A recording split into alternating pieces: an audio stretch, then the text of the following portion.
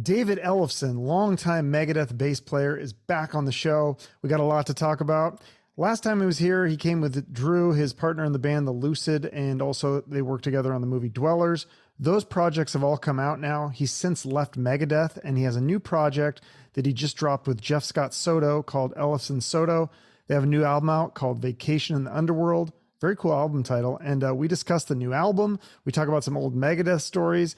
And I ask him something that I've been wondering is just what does he think about all the trolls that comment on literally any blabbermouth article that comes out? Does he think that's funny? Well, we'll have an answer for you coming right up.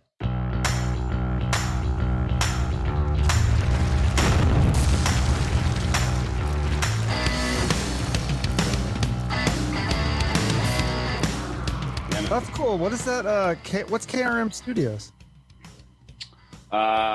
King Richard, Richard Easterling, who goes by King Richard. He has a studio up in Colorado Springs. He's done a ton of stuff for me as a fantastic mix. Mix and recording engineer. Sorry, I got stuff all over. And has a cool T-shirt. So yeah, you have a studio in Arizona that you record at? You're looking at it. It's my laptop. But I do have one I record at. My friend John Accolino, who's known from the band Icon from back in the 80s. He's got a fantastic studio. He built a studio on his property 30 feet underground. It's like at least a $2-3 million studio with a full SSL room and everything. And then he just brought over. There's 5 of these big Focusrite consoles that they made some time back, and he brought the one over from that was in South Africa. I think by way of the people with Post Malone helped him get the thing over here. So that when I put up on my Facebook and I was recording some Dieth tracks there that look like a spaceship. That's the studio. That's the upstairs room, and then the downstairs room is the SSL room. So he's officially got the Focusrite room upstairs, and then downstairs is the Platinum Underground. So Max and that's in Arizona? Igor Cavalera. Where is that? Yeah, it's in Arizona. Yeah, in Mesa here. Yeah. So okay. He's been working the Sacred Reich records. He's done a few things with Max and Igor, who are my neighbors here. A few minutes away. So yeah, we do all kinds of stuff there. I didn't realize there was that many people in Arizona. I know Wiley's. I had him on the show, and he owns the Rehab Burger. Yeah, which is fantastic. Yeah, he landed well, after I guess the Sacred Reich years kind of wound down for a while. His place is great. He's got a couple of those restaurants. They're super good. So he's more than a burger flipper, and he's more than a musician. He's done very well with that. I think I just saw he was touring like Europe or something. They're doing really well. Yeah. They're back on. Yeah, they cut their record. They actually cut their record in John's place, and the guitar player, the new guitar player, actually played on my Ellefson Sleeping Giants record. He played some stuff I wrote better than I could play it. I guess we bumped the tempos up and it was pretty ripping. So I was like, okay, I can write this stuff. We need to get a guy in here who can play this stuff in his sleep. Young guys. It's funny how a lot of the stuff we were doing in the 80s and early 90s, was hitting the wall, hitting the speed limit, but now dudes sit in their bedroom and bedroom shredders on YouTube that play circles around what we used to do, so the advancement of even human technology, Yeah. Well, so this current record, the Ellefson-Soto, was supposed to be a solo record, right? But then you had Jeff sing on it, and you're like, oh, we should just make this a band. Isn't that how it happened? Well, yeah. It deservedly should be Ellefson-Soto, obviously both of our names. But, I was looking to start in early 2021. I was looking to start recording the next, what I thought would probably be the next Ellefson solo record. And hey, I'm always willing to share the wealth, share the credit, and that's why I say deservedly so. In fact, you should probably say Ellefson-Soto Martongelli, because Andy Martongelli is he's the third Beatle on this one for sure. He's very much the kind of the energy center, and he and I co-write, most of this stuff together. So Andy and I started writing, and had a, fair amount of material in motion, and, just considering, vocal things, Todd La Torre is a buddy of mine, sings in Queensryche, of course.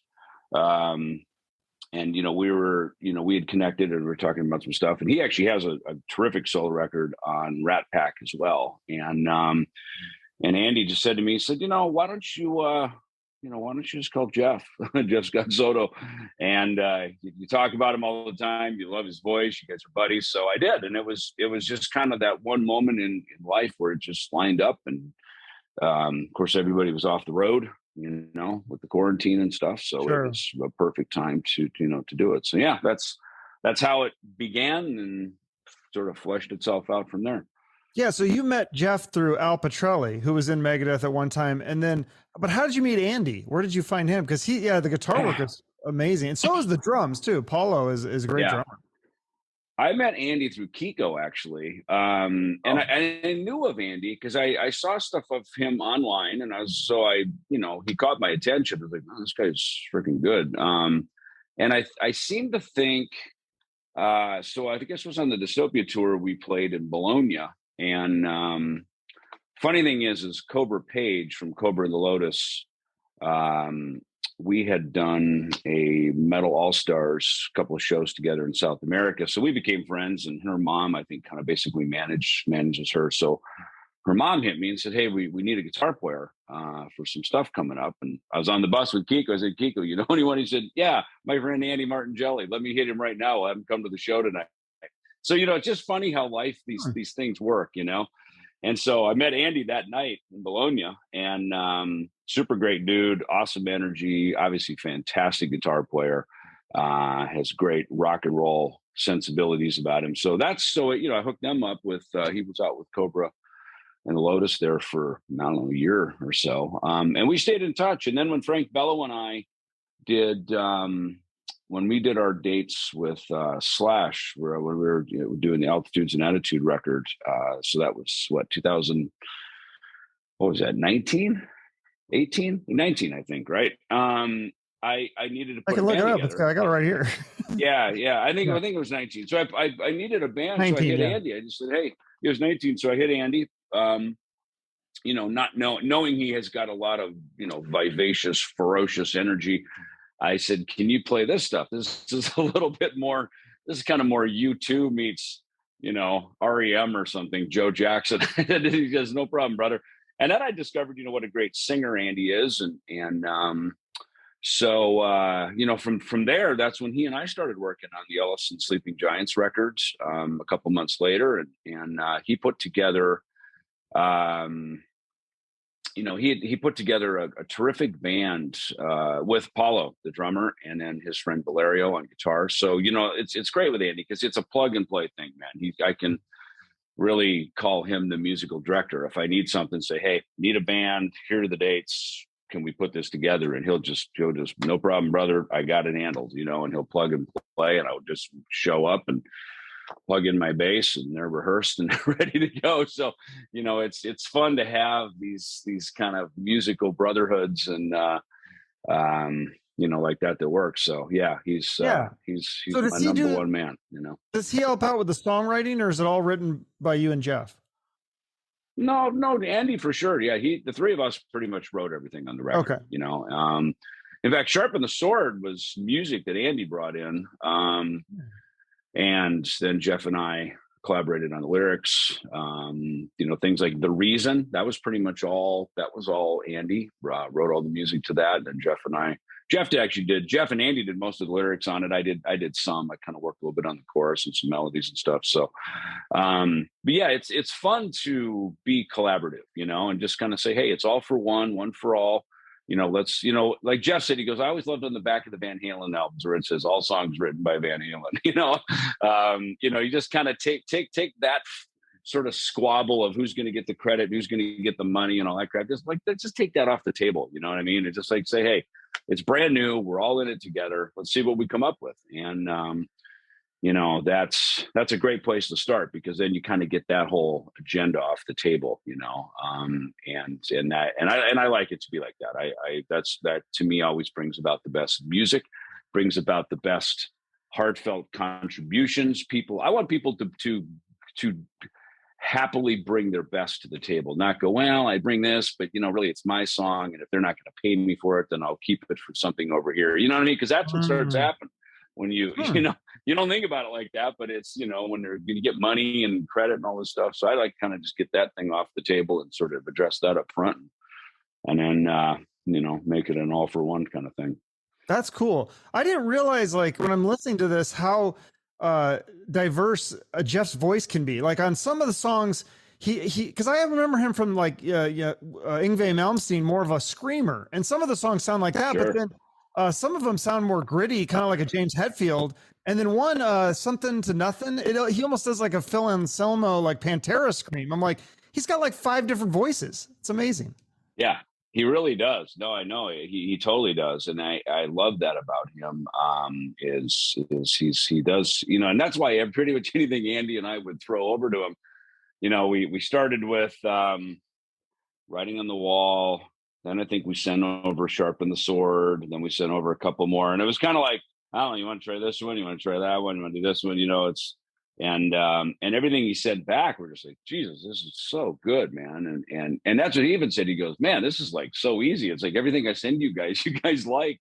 And we were like, listen, we're working with you because we like you.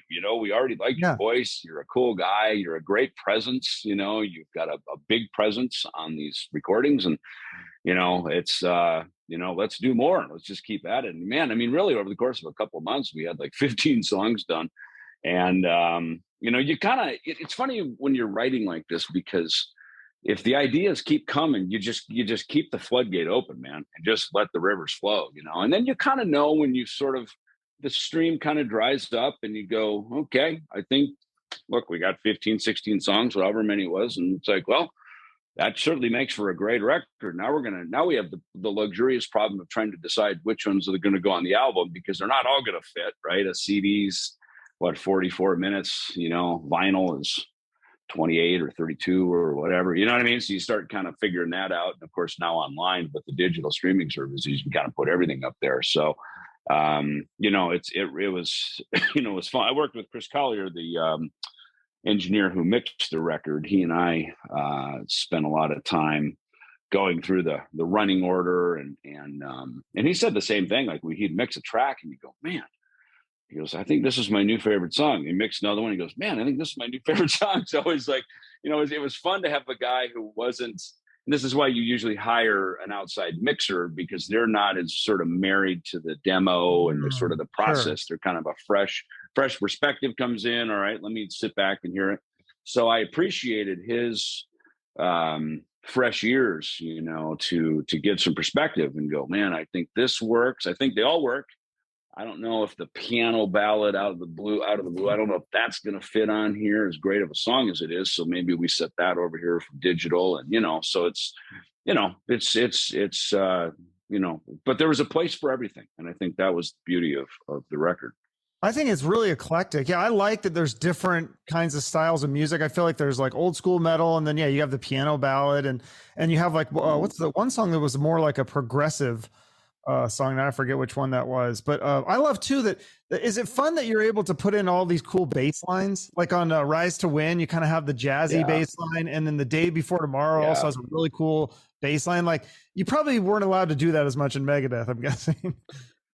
No, not at all. And if it wasn't, let's put it this way: all ideas are welcome, over here, and it doesn't have to be. Sometimes you get in certain situations, and like if it wasn't his idea, it's not a good idea.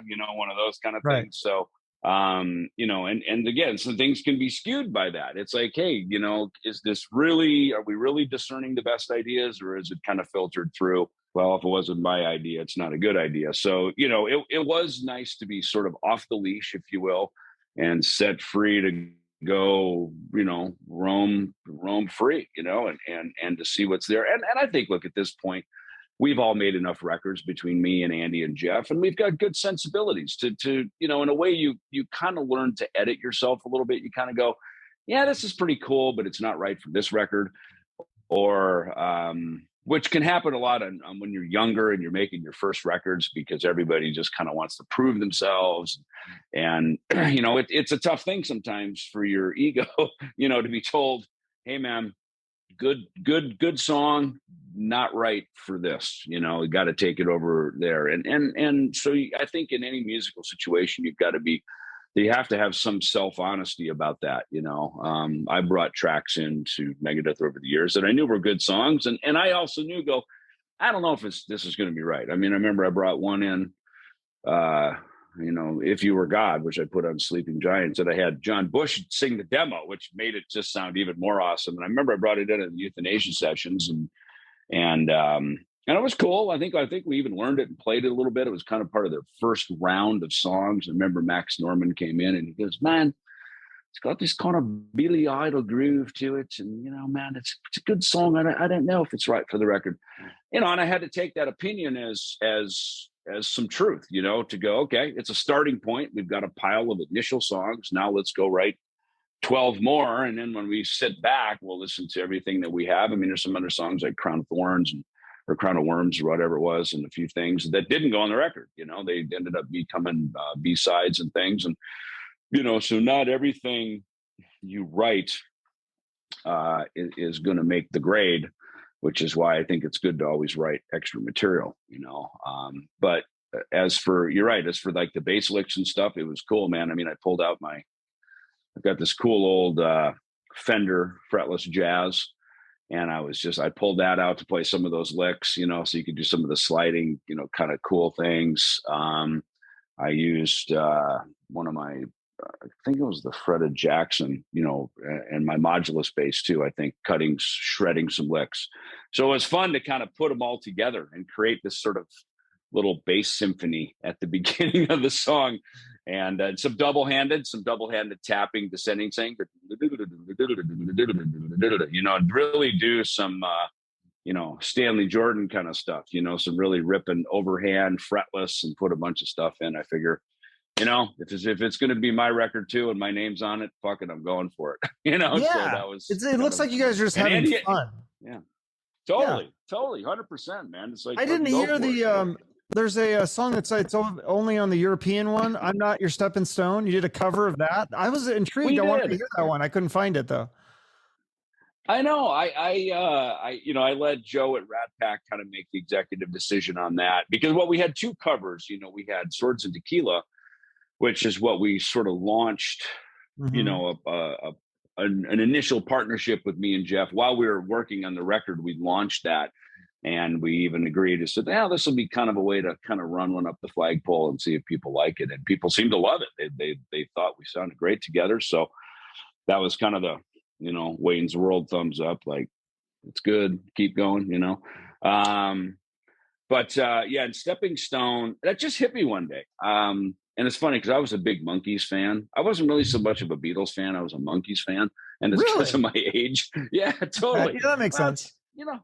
Well, I mean, by the time I started listening to music, I mean, look, the Beatles came out, 63, 64. I was born in 64. So, I mean, their explosive 7 years. I mean, I missed it. I didn't start listening. Yeah. I mean, my mom had a Beatles record, so I heard it and I liked it. But, I didn't do the deep dive on the Beatles till many years later in my life. I mean, I started listening to music around the early mid 70s. By then the Beatles were over.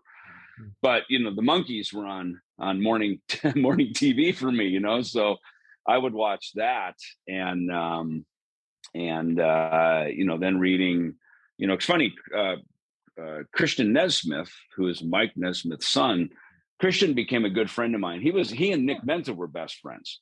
So random. I became, random. Yeah. So Christian and I became good friends. And so he would tell me, story. I'd ask him, I said, dude, what was it like going to hang out with your dad on the set when you're filming the Monkees? He goes, dude, it was so boring. He goes, it's a TV show. So it's like you set up, you do a take, cut, next, set up, take, you know what I mean? So we see a TV show, we see it all spliced together. He goes, and I was just a kid, but it was super boring. I think he's my age, so he was, just a young kid at the time. But Nesmith, I think, went on to go start MTV. And I read a really great article about him because I think it was in like Guitar World magazine or something, that he was able to help launch MTV because whereas the Beatles didn't get the love of television. I mean, they had Ed Sullivan, of course, but they didn't get the real kind of love of television in the way the Monkees did just a few years later, because their whole musical thrust of everything they did was because they had a TV show. So he put it together. Wait a minute. If bands make videos or bands can be on TV, it can really help launch them, hence MTV, right? So he put this whole kind of, again, just matter of, we can't help the year we're born, right? So who knows, like, the year we're born, the age we are when things come across our path in life and we're able to connect them and put them together. So that was, I thought kind of a really cool backstory to MTV and how he was one of the propagators of that. Yeah, well, you guys had the theme song to MTV News for the longest time. I mean, you're obviously a huge part of MTV. Do you like it better now, though? Because in one hand, the MTV era, they kind of picked the best music or what they thought was the best music to play. Now you can put anything on YouTube. But then again, now you have everything is on YouTube. So there's so much stuff to weed through and try to find the good stuff. What do you like better? Because you've had both eras. I thought MTV was cool, and you're right. I mean, it's funny. Here's the funny thing, for as much as that bass line got used, I missed the whole thing because we were on tour during the whole time, right? So people all these years later go, dude, it was like the theme to MTV, and we couldn't, that your bass line was always in our heads. And I was like, it was, those are the years, Megadeth was on the road all the time. So we weren't sitting around watching MTV. But I do remember the first time that we heard it, there was a band apartment that me, Dave, and Chris Poland lived in when we got our advance from Capitol. It was over in Silver Lake. Called it the Ranch. It was this 3-bedroom apartment, right? And there was like a Bowflex, right? Remember those things? It was like a workout machine, right? Totally. Yeah. So we had a Bowflex. I think I'm like working on the Bowflex. Chris is in the kitchen right there. It was like an open kitchen. He's doing the dishes. And we always had MTV on in the background on TV, right? And all of a sudden that, MTV News, you heard it here, right? Or whatever the tagline was. And Chris stopped and goes, dude, was that our song? And I was like, I don't know. I missed it, And then you'd wait. And then the next time it was like MTV News and they do the DJ scratch, right? So it was like, I don't know. Maybe it wasn't. Maybe it was a fluke, And so it's funny how that just developed into pop culture, And who knows? I guess it was just a fan, or somebody there was like, ooh, that's a cool little bass line. We'll use that as the hook, You never know why these things get used. I mean, look, the Megadeth, Last Right's Love to Death got used in an Apple iPhone commercial a couple years ago. And what are the chances that someone at Apple, whoever their advertising and marketing people are, decided, I know what song we could use. Oh yeah, what's the song? Killing Is My Business, Song 1, Side A, 1985. Last Right's Love to Death. I mean, what is the random chance that would ever end up on an Apple iPhone commercial? It's not the most commercially sort of, laid out song, but it's vicious, and it's super freaking violent, and it was fucking great, man. I mean, and they've used it a ton. They used it during the Stanley Cup. And so it was pretty good. It got a lot of airtime. So, you never know these random moments in life when they show up for you. Well, there's other songs. Like, I like the songs that you guys have on the soundtracks. I think those are some of your best songs, like Go to Hell on the Bill and Ted and Angry Again. Were they both nominated for a Grammy, or just one of them? Angry Again for sure was. I can't remember. But they're both. Those are both Grammy noms. Yeah, because I know Angry Again was written for it was written later, but was Go to Hell, was that like a rejected song from Rest in Peace? No, it was not. And come to think of it, I think Angry Again and then 99 Ways to Die. In fact, I got that's another one from Beavis and Butthead. Yeah, Beavis and Butthead, platinum record up here. They those were both Grammy nominations for sure. That's so it's funny how, in between albums, we would do these one-off, soundtrack songs that we would get hit up to do, and they'd have all this success. I mean, they were, again, platinum records, Grammy nominations. I mean, so it's just, they filled the gaps, in between other records. So, the Go to Hell. It's funny because Tom Wally, who's then since gone on to be the president of Warner Brothers, but he was our A&R guy at Capitol when we got signed to Capitol Records. And Tom got us our Nikes. He got us like this little Nike endorsement, some free shoes, which is why in the P Cells video, which we recorded at Lemoore's, we would intentionally walk across the stage with our Nikes on, because we're like, well, we've got these free shoes. We should probably give a shout out back to Nike for giving us the free shoes. That's why we did it, right? I think Guard's like the most obvious one. But then Tom went on to, he headed up Interscope Records. And I think it was at Interscope where he came to us because he loved Megadeth, and he was a big fan of ours. So even though he couldn't work with us, when the opportunity came up for the soundtrack, he threw our name in the hat right away, even though he wasn't even working at our label anymore. So he came, hit us up to do Go to Hell because the name of the movie was going to be called Bill and Ted Go to Hell. And so we write the song. I remember he came down to the Enterprise Studios. At this point, Max Norman was working with us. It was during the Rust in Peace tour, actually. And we shot the video on the Clash of the Titans tour in Chicago. But I remember Tom came down to the studio, and he was working with Dave on the lyric, and he just said, man, just be as freaking dark and gnarly and satanic as possible. Right. So I really pushed. That's my whole thing. Like, my only friend is a goat with 666 between his oars. You know what I mean? And so, yeah, we worked together. That was actually, I think, a group collaboration on some level. The four of us worked, it was cool because the band was working really well together at that time. So we were trying to, be collaborative. And then, of course, they changed the title of the movie at the last minute. I guess they did some test marketing on it, because there's a lot that goes in before movies come out. They don't just randomly come out. They do these sort of these the name escapes me, but these little kind of theaters where they screening theaters, where they do little screenings, and they'll bring, tens and 20s of people in to get their opinions. And they'd spend a lot of money on marketing these things. So I found out that Go to Hell, I guess, was not so well received. So they changed it to Bill and Ted's Bogus Journey. And of course, by that time, we'd already mixed and mastered and turned the song in. So Go to Hell is a better name, at least for I think so. I love that song too. Yeah. I didn't realize way better than Bogus Journey. Yeah, I like those movies. Did you guys? I read this today. I don't remember this because I was a big Megadeth fan in the '90s. You guys actually opened for Aerosmith for a few shows, and you were going to do a full tour, but then it didn't work out. What was that like? That seems like an odd mix. It was very odd. It was suggested to us because it was a sobriety tour, which is never the reason to never make decisions on that. It's like, if you need to get sober, go home, get sober, get your act together. And then when you're ready to go work, that's that. Yeah, that was really unfortunate because, look, we're huge Aerosmith fans. Who isn't?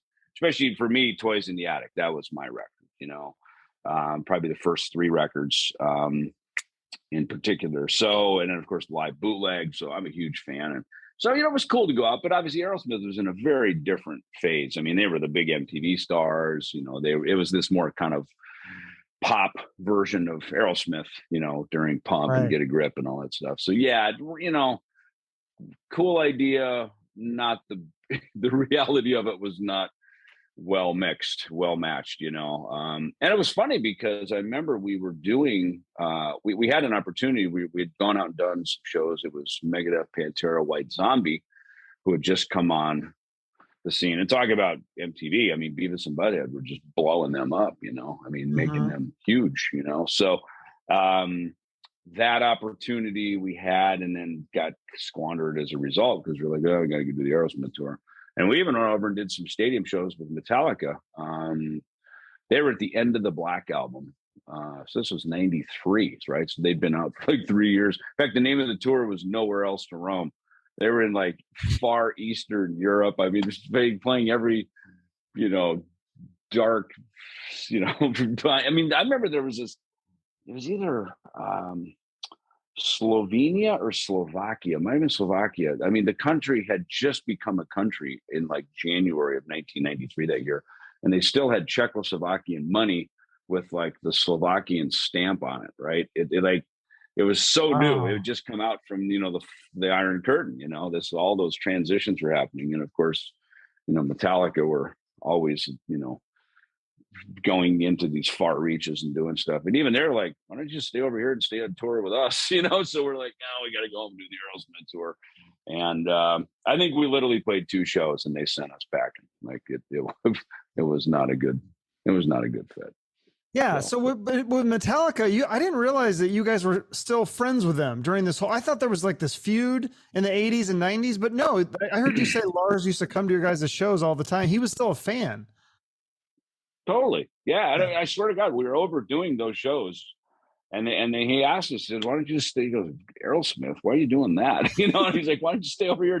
They were cool shows. It was Metallica, The Cult, and then Megadeth and Suicidal Tendencies with Robert Trujillo playing bass. And ironically, Jimmy DeGrasso on drums. It was that version of Suicidal, which is kind of the more metal era of Suicidal, but they were great bills. I mean, they were huge, Budapest, the stadium in Budapest, and big stuff. So yeah, it was kind of unfortunate, because then once we did Aerosmith and, again, 2 shows, we go home. But that was when we did, we went in the studio and we did 99 Ways to Die. We had to go in the studio to do 99 Ways to, basically, for the Beavis and, was that? Yeah. That one or Angry Again? So, yeah, did that one too, right? Was it around the same time?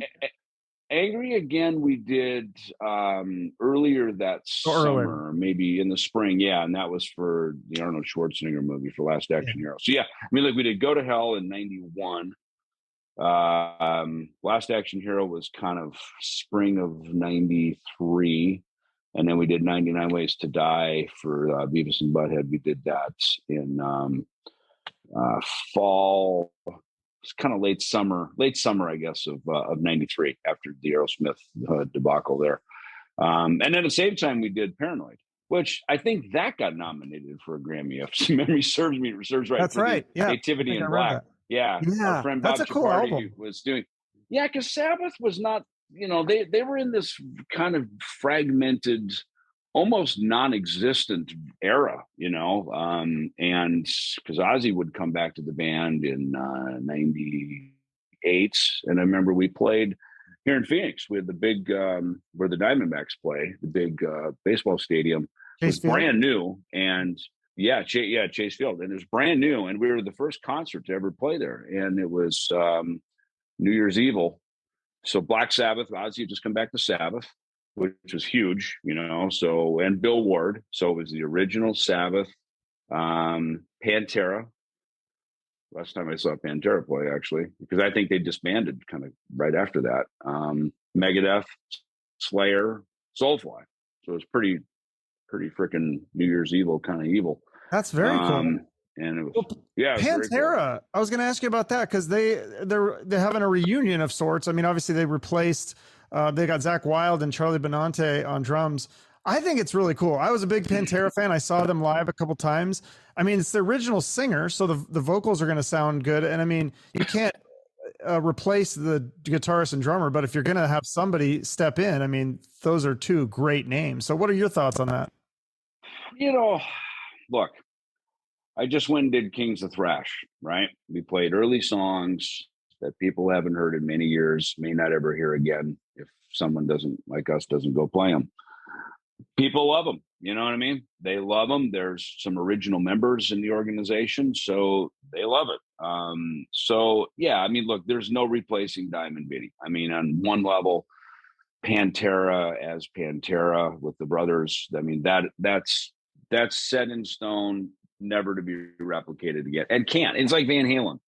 It's after watching Wolfgang play at the Taylor Hawkins thing. I think me and probably a few people went, wow, if there could ever be a Van Halen reunion, he would be the guy to go play the Eddie Van Halen role, right? I mean, he's Eddie's son. He's phenomenal. his name is Van Halen. You know, if he and the uncle could make it work with Alex, I mean, to me, man, if they could do Wolfgang, Alex, bring Michael Anthony back, they could freaking get whatever singer they wanted. They could be done with the singer debacle. And it's, I mean, come on, those three, that's, you know, I mean, because to me, Michael Anthony was as much of the sound of Van Halen with his singing as anything was. So, you know what I mean? So these moments happen like this. I think regarding Pantera, I mean, look, Charlie's, he's one of the best in the business, you know, and a great dude, and keeps his head down, keeps his mouth shut. He's a man on a mission. I can't say enough great about the guy. And I think Zach, you know, you could almost see it coming. I mean, if there's ever going to be, there's no heir to the throne, if you will, for Dimebag, because it's a throne uniquely his own. But if there was ever anyone who could go out and do that justice, it would be Zach. And I think that's kind of a thumbs up from everybody on that one. So, you know, look, people want to hear the songs. At the end of the day, they want to hear the songs. You know, like you said, the voice is still there. You know, Rex, you know, he's an original member. So why not try it? You know? Yeah, I mean, I've seen bands reunite with a lot less members, and they go, sometimes it's like, you know, the drummer or something, that's the only original member, and it's a complete different band, but they still use the name. So right. Yeah. You know, it's funny, when I worked at Peavey, there was a guy who bought the Molly Hatchet name. And I was a Molly Hatchet fan growing up, right? Flirting with Disaster and stuff. And so he called me up one day and he said, "Hey man, I want to order 24 5150 cabinets because we're going to Europe." And I asked him, I said, how does this work? I said, it's like, because I know Danny Joe Brown, the singer, I think had died. I said, "Is Dave Lubeck there? Any of the guys?" He goes, "Man," he goes, "I bought the name. They all cashed out. I bought the name. I own the name, so I can go out and be Molly Hatchet." So I was like, God bless you. You know, it's wow. So, you know, stranger things have happened. I mean, I guess, you know, it's you know, you learn the music business at that point, especially legacy stuff. It kind of is that, you know, but you're right. I think as a fan, for me, I don't want to just see a corporate cash grab. You know, I want to hear and feel it being authentic. I want to see it be authentic, because let's face it, you know, people listen with their eyes too. You know, they want to see it. You know, I always use the example of Cheap Trick. When I go see Cheap Trick, you know, I want to see Robin Zander and Rick Nielsen, and, you know, for me, Tom Peterson and Buddy Carlos, that's no longer, but, you know, it's as much as you can, I want to see some original guys up there, you know, Gene and Paul. You know what I mean? To me, it's a good start. I wish all four of them were there, but the reality isn't that, you know. So you know, I'm a fan too, so I Sure. probably have the same opinion as other people. Yeah. Do you have time for a few more questions, or do you got to get going? Got a couple more and then I got to wrap up. Okay. Yeah, because I do want to ask you, like, when you talk about the business side, I want your take on that, because you know, you mentioned how you're not going to put your eggs all in one basket after the first time Megadeth disbanded. So you're like, "All right, I'm going to have all these other projects," and you've stayed true to that. And so, what is your advice for doing that, though? Because, like, I'm trying to branch out. All I have right now is this podcast. I'm like, I got to get some other things. Every podcaster I know is either, you know, they do a comedian or they're a musician or a million other things. So how do you branch out without losing, you know, your strength of, like, if you were just doing one band, would you'd be focusing on that what if the band isn't as good if you're doing other things? Do you lose some of the cachet? Well, great question, actually. And, you know, when people come to me and they say, "Would any suggestions for young musicians?" It's like, well, first of all, take lessons, learn music. Don't just learn guitar or bass. Like, learn music, learn the language of music, you know, and play with as many people as you can, because it will broaden your horizons. You'll start to learn about the language of music. Now, when you're coming at it as a professional and you start to decide, okay, I'm going to, you know, become, you know, a name, I want to make a living doing this. Okay, now you need to really focus. You know, now you need to strip all that other stuff away and you need to focus. And usually, you know, the best path forward is to, you know, have a group, if you will, and have that group have some success. You know, it's a name, it's a brand, it's the collaboration and everything. For me, you know, 20 years of Megadeth, I'd made a name for myself. You know, I stayed true to that. I was only in one group. Was a founder, an owner, you know, I stayed true to that one mission. I didn't see it ending, unknowing at any minute it could, because that's the way rock bands are. But, I didn't see it ending. And one day that happened. And so I was like, okay, now I have to reassess things because that gig is off the table. It was not a temporary sidecar. It was a disbanding. It's over, done. So I was like, well, I'm not going to sit around and wait for that. I got to get moving on. And some people approached me about playing in their bands. I had no experience with it really. So I kind of didn't know how to handle it. My friend Al Petrelli was there as a buddy because he had just gotten done doing a lot of sideman work with Alice Cooper, obviously just recently with Megadeth.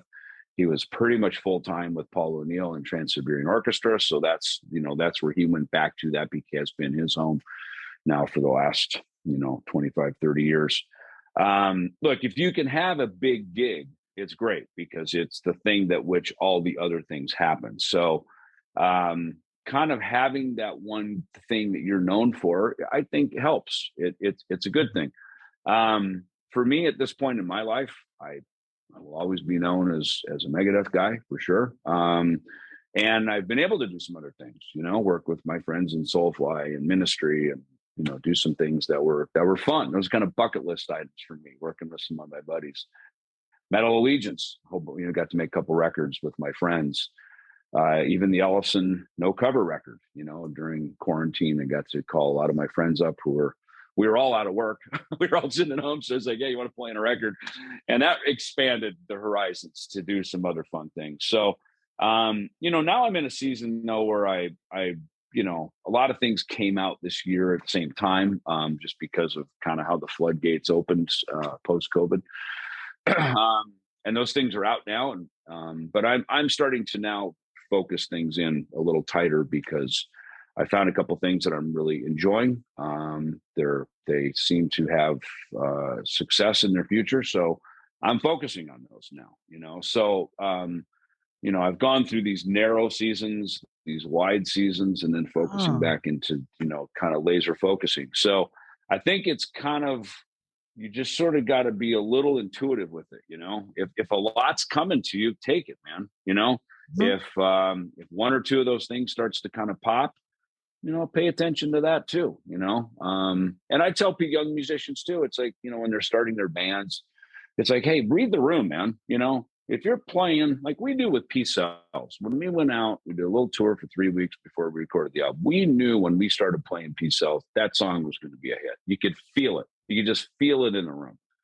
Pay attention to that, if your shtick, if you play and people leave, you might want to think about what you're doing. If you play and more people come in because they go, wow, this is cool, keep doing that, So again, don't be so insistent that dude, it's my art, bro. And it's like, whatever, you know what I mean? I get that, but you're not in the art business, you're in the music business, and you're in the entertainment business and you're selling the product. As soon as anyone buys a concert ticket, it's a contract. It says, I pay you, you're going to entertain me, right? That's what it says.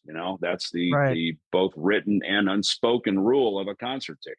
That's why they say rain or shine. You buy the ticket. That's what's going to happen. So and lots of times it takes younger musicians to kind of get their mind around that. It's like, man, when you step on the stage, it's a privilege. It's not a right. It's a privilege. So when you're out there, freaking entertain the kids, man. Give the people what they want. That makes sense because it's like, I feel like that way with my podcast because I'll be like, I try to do an eclectic mix of guests and, so I'll try to have these really intellectual conversations with psychologists and sometimes those episodes don't do as well. Then I have the rock star and I'm like, okay, these ones do really well. I got to do more of the rock stars. Like that's what the people want. So yeah. Bunch of troublemakers. What's going to happen today?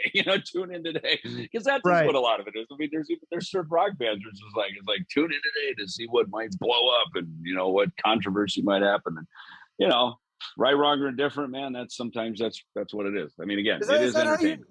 Yeah, I was going to ask you about that because I love like Blabbermouth and Metal Sludge. I love these sites. I think they're funny. They're fun. They make rock fun. I don't think rock should be taken too seriously, but there is a lot of trolls and stuff like that. Like I noticed even on interviews with you, what's interesting is that, you know, some people troll you, but some people troll Mustaine. They'll say, oh, like Dave Ellison's a good guy, Dave Mustaine's a jerk, da, da, da. And I'm just like, oh, wow. Okay. Like people just don't like anything. Like, what is your thoughts?